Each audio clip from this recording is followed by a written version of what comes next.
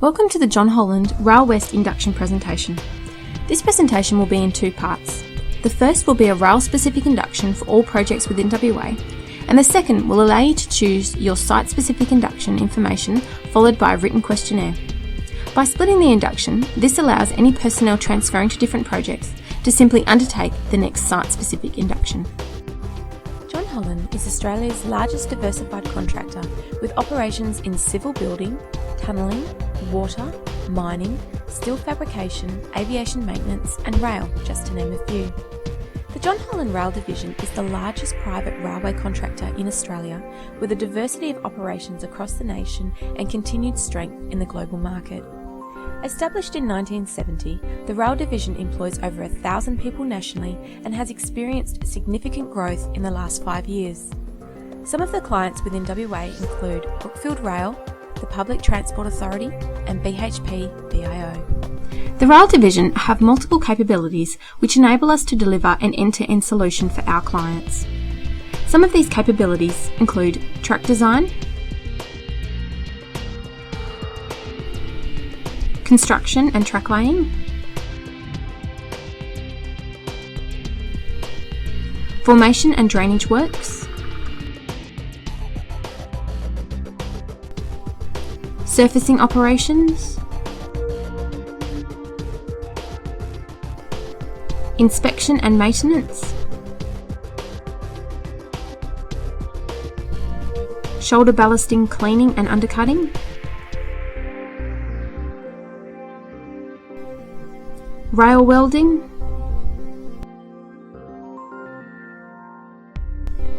tyre renewal, and railway bridge work.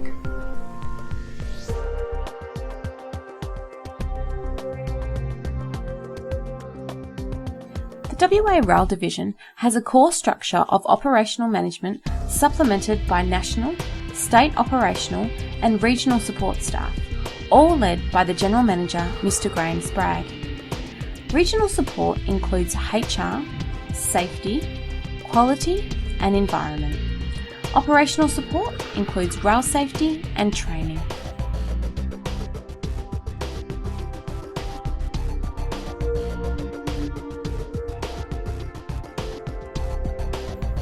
John Holland has a quality management system which is accredited to ISO 9001.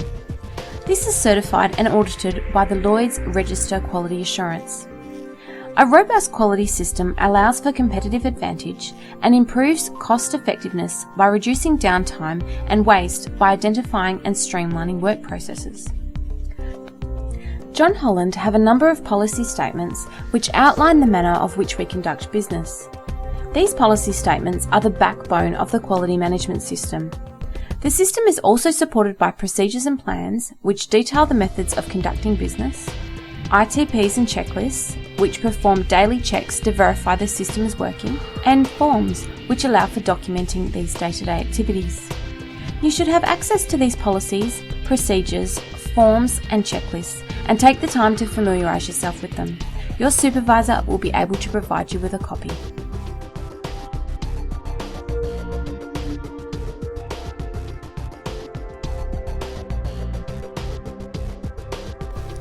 In order to safely perform work on track, you must have the minimum mandatory requirements: track access accreditation, a WMP01 for non-electrified areas, or a WPW01 for the electrified railway, your safety awareness card, which is also known as the white card or the blue card, a medical, including a drug and alcohol screen.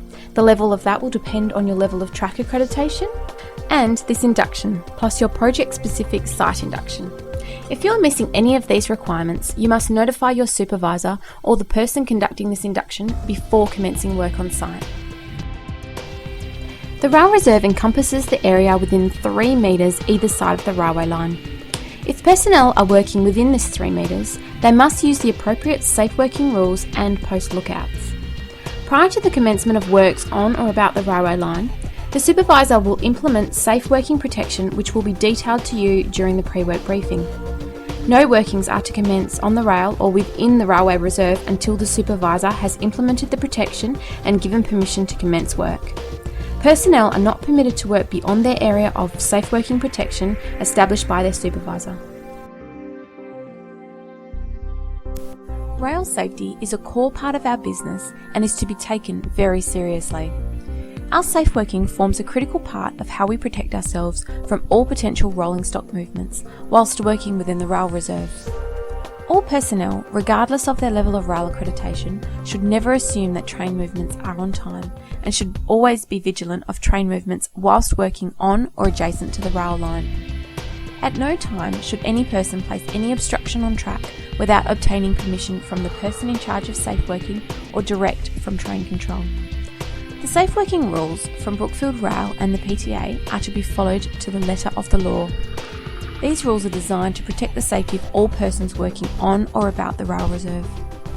Whilst train information is required to be held by the person in charge of safe working, it is only for reference and must be constantly updated with train control before any possession is taken or any safe working rules applied. Train control must always be contacted when personnel enter the reserve, and it is critical to use the correct radio protocols when communicating with train control. With rail safety, there is no room for error.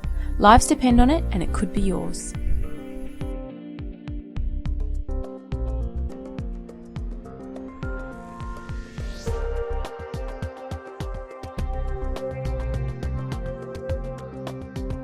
John Holland became self-insured under the Comcare Workers' Compensation Scheme on the 1st of January 2007. As a result of our becoming self-insured under Comcare, John Holland is bound by the Commonwealth Government Occupational Health and Safety Act of 1991. Effective communication forms the basis for a safe workplace. John Holland West work sites have frequent opportunities to discuss relevant safety issues, including pre-work briefings, toolbox meetings, safety committee meetings, safety days, and health and safety representative meetings. These are free forums to discuss any relevant health and safety issue on your workplace and will be recorded in meeting minutes.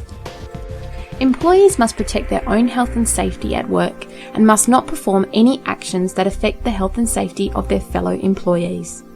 It is essential that employees comply with all safe instructions from their employers, and all incidents and hazards must be reported to your supervisor. All employees must ensure that they take the appropriate care when operating plant and ensure that they do not misuse that plant. It is also important that all PPE provided is worn and done so in accordance with the manufacturer's instructions.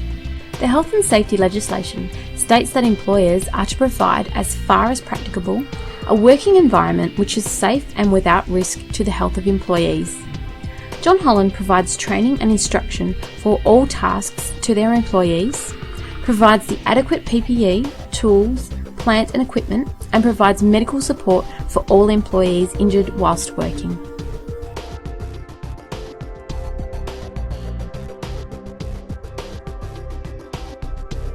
John Holland has an alcohol and drug policy which details the requirements for maintaining a drug and alcohol-free workplace. It is an offence for rail safety workers to undertake any rail safety work whilst under the influence of drugs or alcohol, and as such, whilst working on railway sites, all John Holland employees shall be drug-free and have a 0 blood alcohol level. All employees will be subject to alcohol and other drug testing, which can occur at various times, such as after an incident, at the discretion of management, whilst re-accrediting your safe working ticket, and randomly on any work site.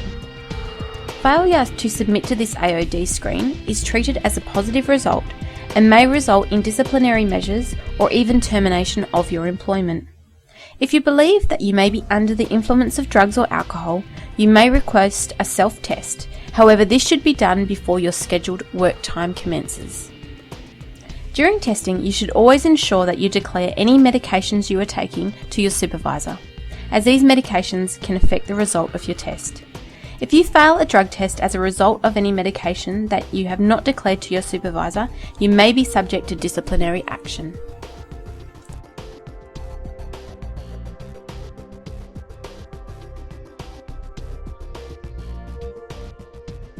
John Holland has a risk management system which encompasses safety, quality and environment in the safe work planning. This system complies with Australian Standards 4801 and includes 5 levels.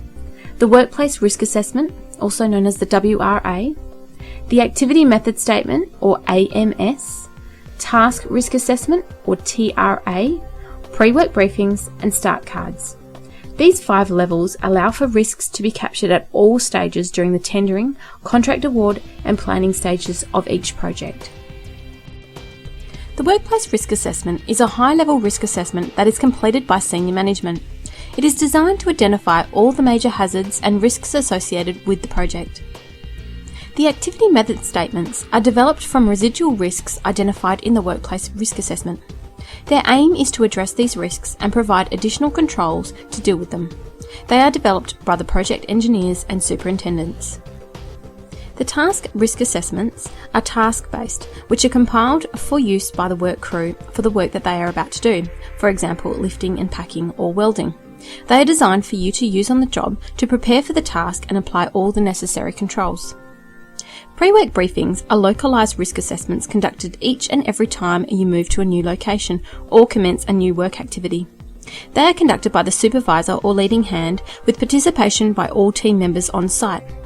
The supervisor runs through all of the job tasks and what hazards may occur whilst carrying out that task in that specific location, taking into consideration any site-specific hazards which may not be identified on the TRA, such as weather or ground conditions.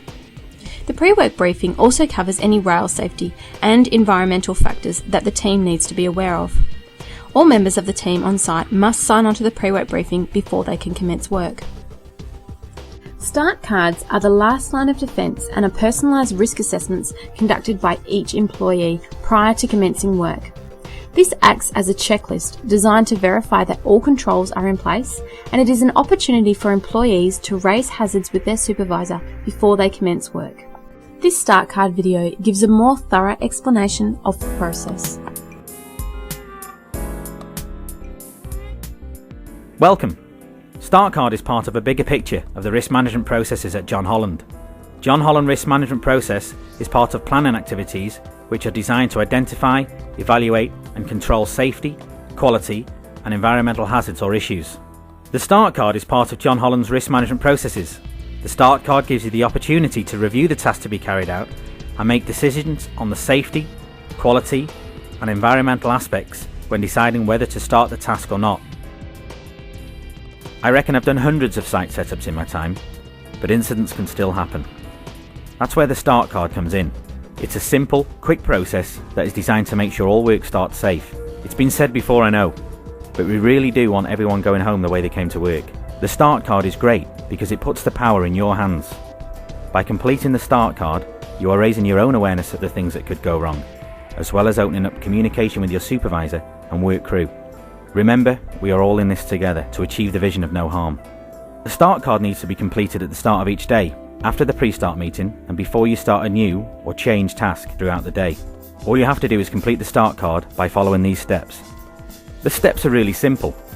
First, answer these questions on the inside of the Start card cover. This step is called an initial assessment. These questions ask you to think about the type of work being done, specifically those tasks that require a task risk assessment. The kind of things we're talking about here include use of mobile plant or hazardous substances, permit to work activities, exposure to energy sources, trenching, excavation, working at height, or interfacing with the public or environment, the high risk stuff. If you answer yes, like yes I am working at height, what you need to do is talk to your supervisor. Your supervisor will explain the TRA, and then all you have to do is make sure that you are signed onto the TRA for this task. If you answer no to all the questions, then you can begin to complete a Start card. If you are not too sure, talk to your supervisor about whether a TRA has been completed. If it has, great. If not, then the supervisor and crew will need to complete a TRA together. Now you're not finished yet. Once you're through the questions on the cover, the second thing you need to do is fill out one of the paper Start cards. The second step is called Hazard and Issue Check. Now open the cover of the Start card and read through the list. I find most of the time I answer yes to all of the questions. Like yes, the work area is clean and tidy. That means I can get started on the task itself. If you answer no to any of the list, and that sometimes happens, it means that you have found a potential hazard or issue you need to talk about with your supervisor. This could also mean that you need to consult about the situation and identify the controls to put in place.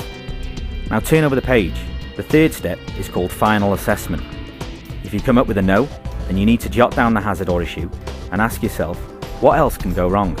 Then jot down the controls that you would put in place and ask yourself, what can I do to stop this happening? Most importantly, don't begin a task until all hazards and issues have been controlled and you have completed the start card. Make sure you discuss the controls with your supervisor. Before you start a new task, which could be in the middle of the day or at any other time, make sure that you are confident that the situation is safe and you have considered both environmental and quality issues. Start card is just one part of the safety, quality and environmental risk management process at John Holland. You might have a few questions about the start card process. Here are the answers to a few we've had already. If you have more questions, ask your trainer before the end of the session. What if I answer a question incorrectly? Just answer questions to the best of your ability. If you don't understand one, ask one of your mates or your supervisor what it means. There's no comeback on you if you answer a question incorrectly, as long as you can show you did your best. What if my supervisor isn't supportive? If your supervisor appears disinterested or unsupportive of the start card answers, or even the start card process itself, then escalate the matter to a higher level or talk to your health and safety rep. John Holland is all about safety, and even though it's a difficult situation to be in, your supervisor has to be on board too. What if I don't complete the start card? Will I get into trouble? If you don't complete your start card, then you're not supporting the process, which is compulsory. So yes, there will be ramifications if you don't follow the process. Put yourself in the shoes of a guy who just got seriously injured, or worse, and it turns out that the hazard that caused the incident could have been discovered and controlled with the start card. Enough said, right? Should I do a new start card if things around the task and the situation change? Like if there's a sudden severe thunderstorm, for example? All you need to do is amend or update the current version of the start card that you've completed earlier, and discuss those changes with your supervisor. What kind of environmental and quality issues should I look for when I'm doing the final assessment? Environmental issues could include waste produced by the task, which could cause damage to the environment if we don't dispose of it carefully. Quality issues could be looking for ways to prevent damage to materials or workmanship. This is not the only step in risk management, it's only part of the process. The start card ensures that me and the team start each task safely. It takes the guesswork out, and hey, we can all miss something if we rely on memory alone. So to sum up, before you start each new job, complete the start card process.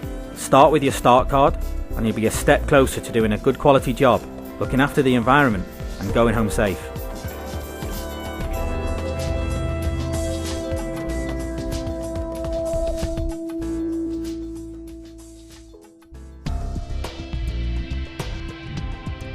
Any residual high-risk activities identified in the workplace risk assessment must be supported with training packages to assist in identifying hazards and preparing our workforce on how to deal with these hazards.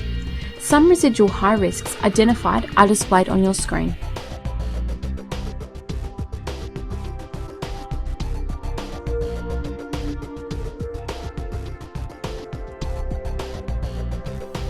All incidents and near misses, hazards and spills must be reported to your supervisor. This enables the team to be proactive and manage site issues. Everyone is obligated to report these. In the event of an incident, it is important to know these steps. Any injured personnel must be triaged immediately by a first aider on site. Any immediate hazards must be isolated. The incident must be reported immediately to your supervisor. If there are plant and equipment involved, it must be isolated and barricaded off. It is not to be used until it has been attended and cleared by Comcare. The scene of the incident must be preserved until it has been investigated to allow the investigators to gather the information. The investigation process is then initiated.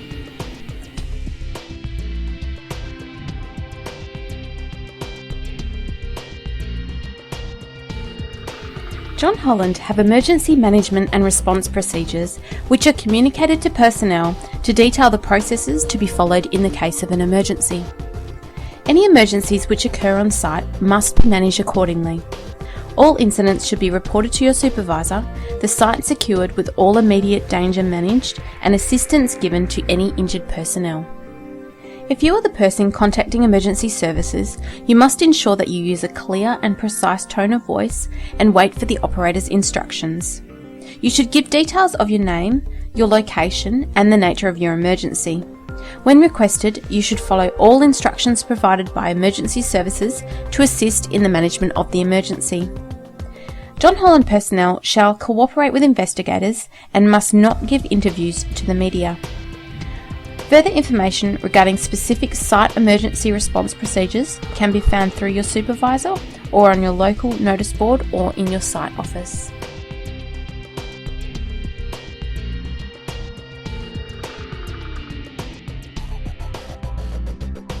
Plant operating on John Holland sites can pose a hazard to those working around it. All personnel must hold the appropriate competency and licence for the piece of plant that they wish to operate, and all plant must be inspected prior, with pre-start forms to be completed. These forms should be completed full and should be forwarded to the supervisor at the end of each week. Any faults on the plant must be reported. It is important to remember that you should not approach any mobile plant on site without the operator acknowledging your presence.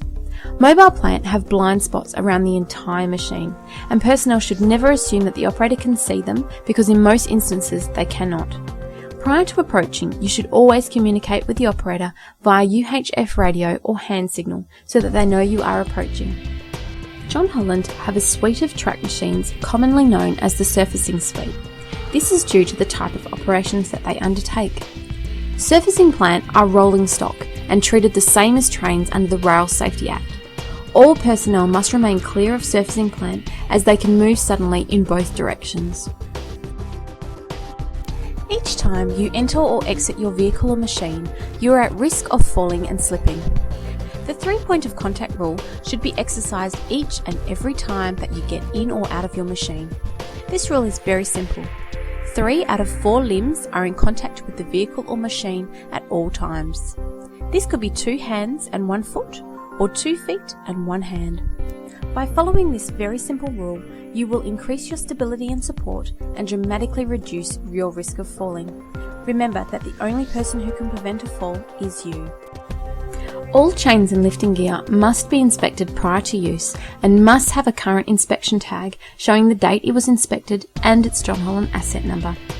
If the chain or lifting gear is damaged or out of date, then it must be tagged out. These inspections are valid for 12 months. Cranes can be classified as multi-purpose tool carriers or integrated tool carriers.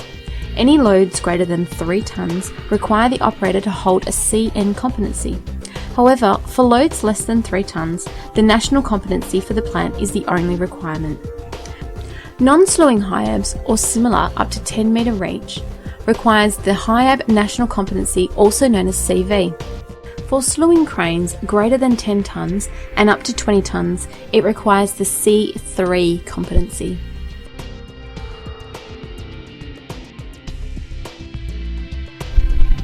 The use of gas is a regular part of duties whilst working on track. It is essential that gas bottles be stored in the upright position and fire extinguishers must be located at the storage site. Whilst using oxy on site, only flint lighters are to be used to light the oxy equipment, and all hoses must be fitted with flashback arresters. It is important that all employees handle oxy bottles not only with care but with clean hands. The presence of hydrocarbons such as oil on hands whilst handling bottles can cause an instant explosion.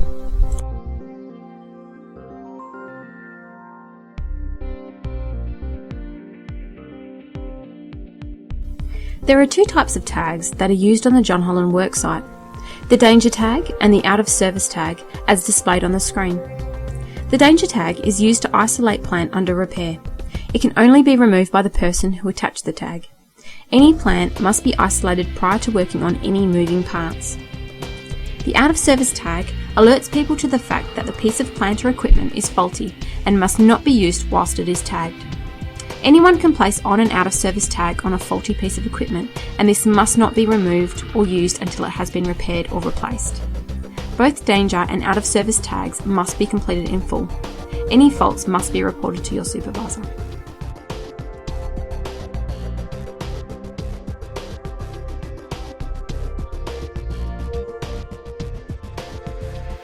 The John Holland Rail WA network spans over 5,000 kilometres, making long-distance driving a regular part of activities that are performed. All drivers must hold a valid and current driver's licence with the appropriate licence for the type of vehicle being driven. Defensive driving training must be undertaken for any personnel driving excessive distances or on gravel roads such as access tracks. You must abide by the rules of the driving charter by signing your acceptance. The driving charter covers rules such as seatbelts being worn at all times, no smoking in vehicles, no talking or texting on mobile phones whilst driving, and abiding by the road rules. Inspection records must be completed and forwarded to your supervisor for the vehicle. Trucks are a core part of plant used by gangs to transport personnel and materials to site. The following requirements are to be adhered to as they are enforced by the law. The driver is responsible for the securing of loads and safe operation of the vehicle, including pre-work checks, and to ensure that all loads are to be evenly placed and secured using either ratchet straps or chains. Personnel are only to carry materials that are needed and ensure that all tools and equipment are correctly stowed. Personnel should take into consideration the tear and weight of the truck and the weight of the materials and plant on the back of the truck. It is also a good idea to take the truck over the weighbridge regularly. Know your truck, know your weight limits.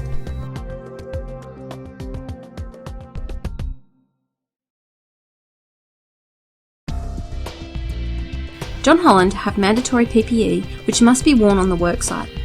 These include long sleeve, high visibility shirts or a high visibility vest, long trousers, lace up steel cap boots, tinted safety glasses during the day with clear safety glasses at night.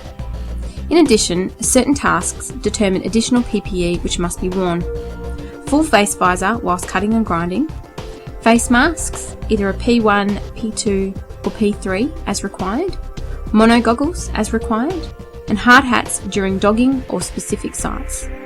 Manual handling is any activity requiring the use of force by a person to lift, lower, push, pull or move any object or person. Rail work is physically demanding and manual handling injuries are the most common workplace injury. The best way to prevent manual handling injuries is to eliminate the need for manual handling altogether. Working at heights can be defined as when an employee has the potential to fall a distance of greater than 1.8 metres. In this instance, the appropriate fall arrest systems must be used. When working at heights of less than 1.8 metres, a task risk assessment should be conducted to determine if any fall arrest system is to be used.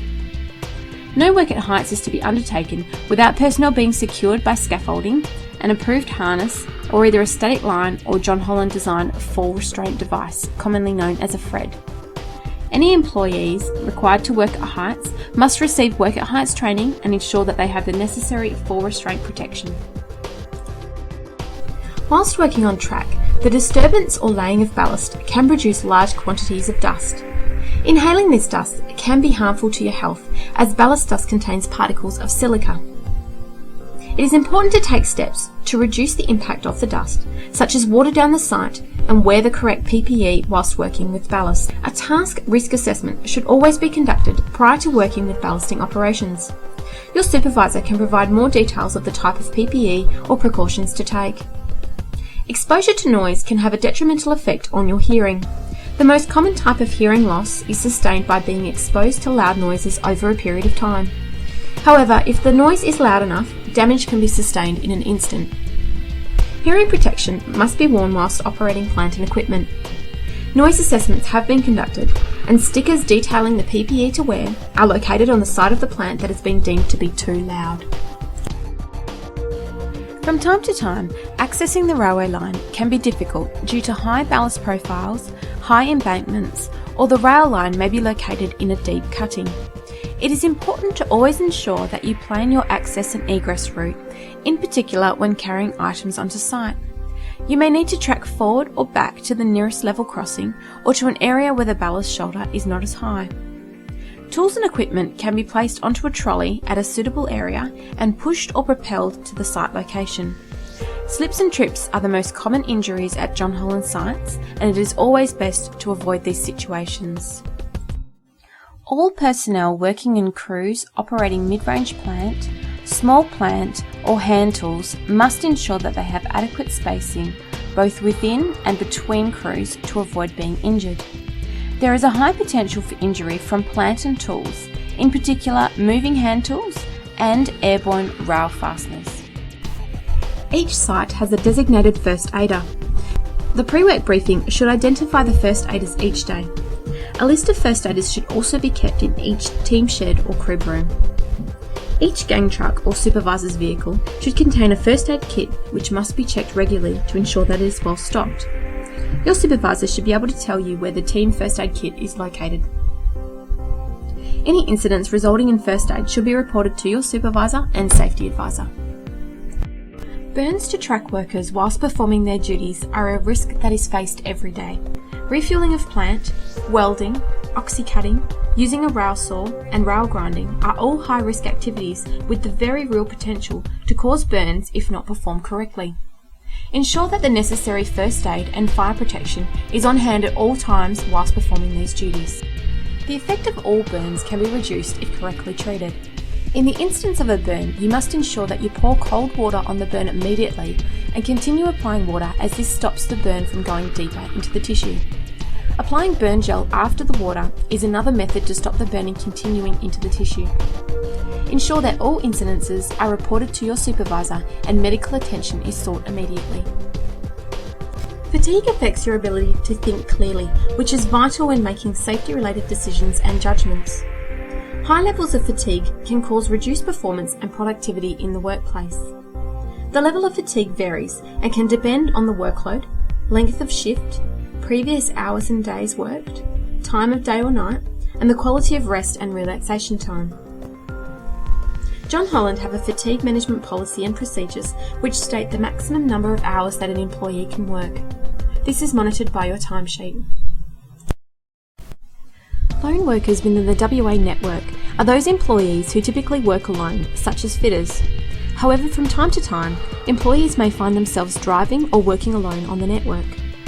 Lone workers are exposed to the same hazards as gangs. However, the risk is increased due to the fact that they are alone. Some of these hazards include vehicle incidents such as the vehicle breaking down or becoming bogged, animal strike whilst working such as a snake bite, physical injuries received whilst working such as a broken bone or a fall, being struck by a train, or a sudden illness.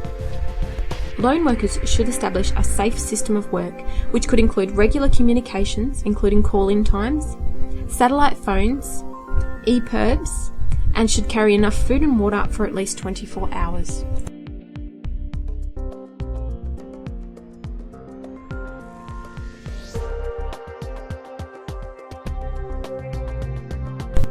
The WA environment can be harsh, and working during summer months can lead to heat stress. This can cause sweating, dehydration, change in heart rate, and changing your breathing patterns. Whilst working in these conditions, you should ensure that you drink 2 to 3 litres of cool liquid per day, with plain water being the best to rehydrate you. You should continue drinking throughout the day, even if you are not thirsty. Signs of thirst are the first indication that you are already dehydrated.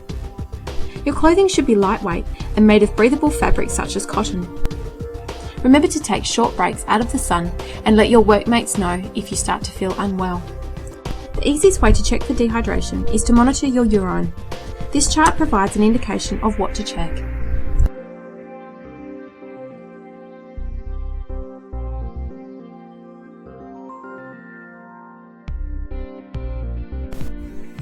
Working in the Australian environment means a greater risk of developing skin cancer. 2 out of 3 Australians will be treated for skin cancer during their lives. Every time our skin is exposed to UV rays, the structure of our skin cells change. Too much UV exposure can cause irreversible damage to the DNA of skin cells, and one damaged cell can start a deadly melanoma growing. UV rays can pass through clouds, so just because it is a cloudy day does not mean that you will not get burnt. Ensure that you apply 30+ sunscreen to all exposed areas of your skin every couple of hours. You should also ensure that you wear a hat and long sleeve shirt and long pants whilst working outdoors.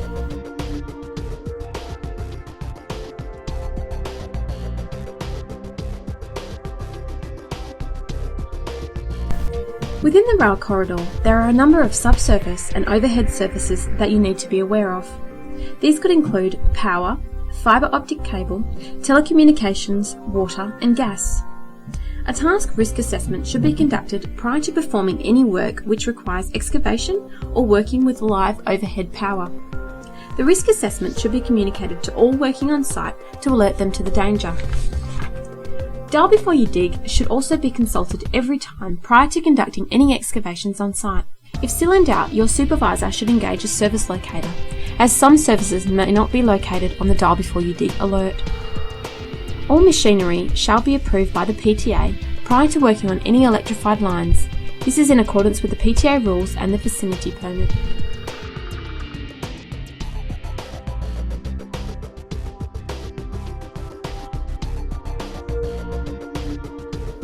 Managing our environmental impact is not only a legal requirement, it is contractually required by our clients and is socially responsible to the communities within which we work.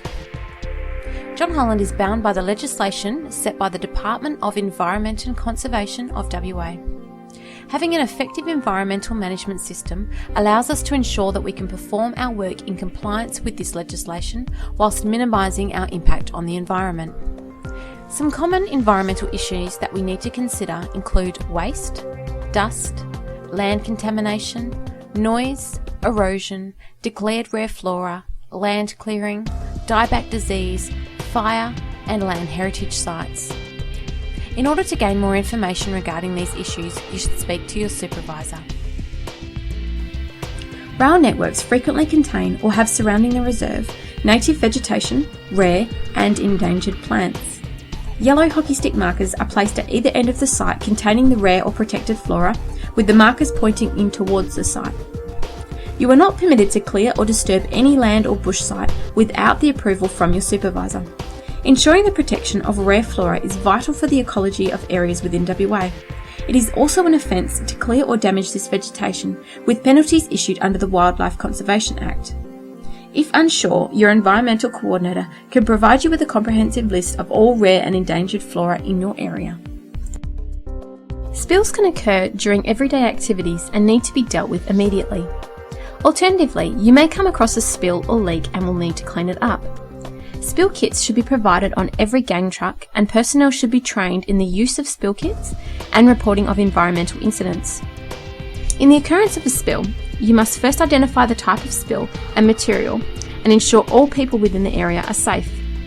Consult the MSDS or Task Risk Assessment for safety precautions, wear your PPE if necessary, and use your spill kit to contain the spill. You must ensure that you notify your supervisor of any spills that occur in your workplace. Dieback is a fungal disease which attacks a plant's root system. It is difficult to contain, and once a plant contracts the disease, it will die. It is important that people and vehicles avoid any areas contaminated with dieback, as it lives in the soil and can be easily carried on shoes or tyres and infect a clean area. Should you be required to work in areas of dieback, a plan should be put in place by your supervisor. All vehicles should be washed down or cleaned thoroughly before leaving the infected site and entering a clean area. Housekeeping is an important part of everyday duties and not only maintains your depot and resources, but allows a positive first impression to visitors. Work sites should always be kept in a clean and tidy manner, with all items returned to their place, rubbish disposed of in bins, and work benches and vehicles tidy. Our work site not only comprises the gang sheds, but the entire railway network. You should never throw rubbish from vehicles, and you must always ensure that you remove all rubbish from site and bring back to the camp or depot for disposal. Lightning strikes can pose a serious threat to workers within the rail corridor. Lightning can strike rail several kilometres away and travel through the rail.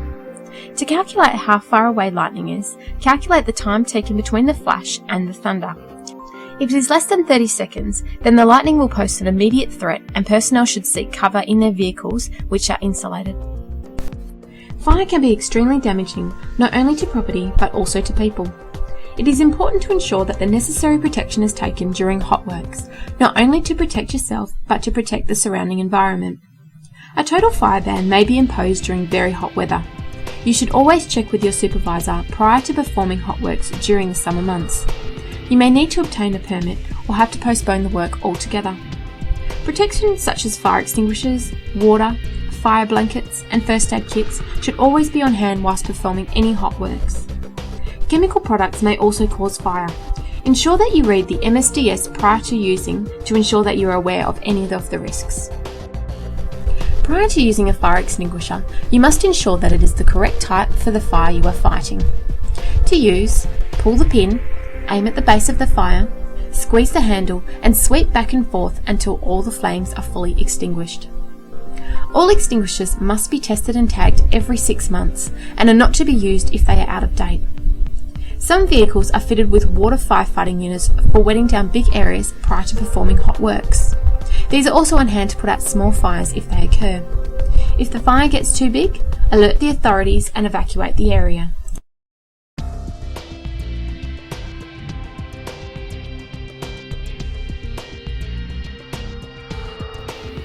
Each substance deemed hazardous or dangerous has an accompanying material safety data sheet, also known as an MSDS, which details the makeup of the substance, PPE to be worn, storage, handling, safe use and environmental impacts. The MSDS for each hazardous substance or dangerous good within your team's shed and truck should be available for personnel to gain access to. A copy should be kept in the office, trucks and the storage facility. The MSDS should be reviewed by workers and the first aiders prior to any handling, use, transportation or storage of the material. Your correct PPE should be worn as per the MSDS instructions and shall be used at all times. Prior to the delivery of dangerous goods or hazardous substances, an MSDS must be provided to the John Holland office and made available to the first aider on site. A task risk assessment should be conducted to determine the safe use, handling, processing, storage and disposal of all dangerous goods on site. In addition, a register of all these dangerous goods and hazardous substances shall be established and maintained.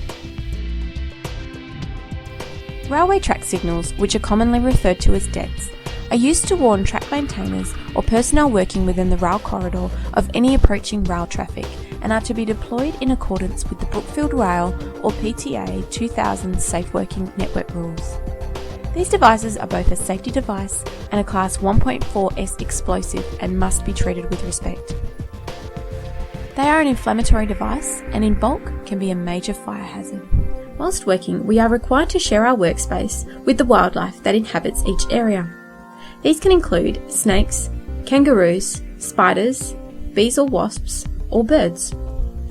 Dawn and dusk are active times for birds and kangaroos, which can cause a driving hazard. Keep vigilant whilst driving during these times. On occasions, whilst driving, hitting an animal may be unavoidable. Remember never to swerve to avoid hitting an animal, as this can be even more dangerous.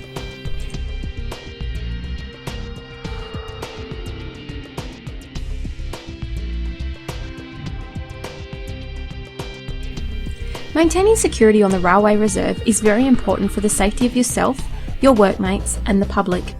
If unauthorised persons are found on the Rail Reserve, they must be challenged immediately, and if found to not have authority for site access, be escorted from site immediately.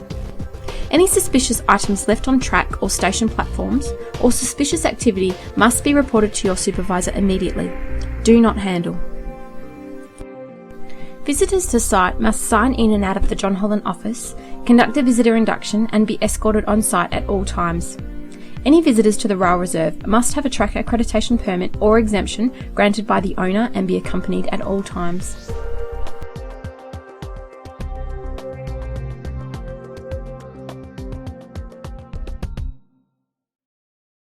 Inappropriate behaviour at work may result in disciplinary action or termination of employment. Types of behaviour include harassment, bullying, alcohol and drug abuse, misconduct, fighting and stealing. One of the services that John Holland provides its employees is a free professional and confidential counselling service for all employees and their immediate families. For further information, ask your supervisor, safety representative, safety advisor, or look for the flyers and posters in your work areas such as your crib room. You will now conduct your project site-specific induction. Please click on your relevant project to commence the induction.